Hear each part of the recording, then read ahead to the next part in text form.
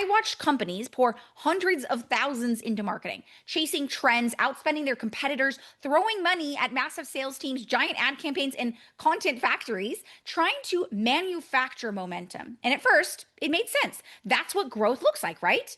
But the deeper I looked, the more I realized the businesses that were doing all that, always racing to keep up, always burning resources just to stay relevant, and the ones that were thriving, I mean, really thriving, they weren't chasing.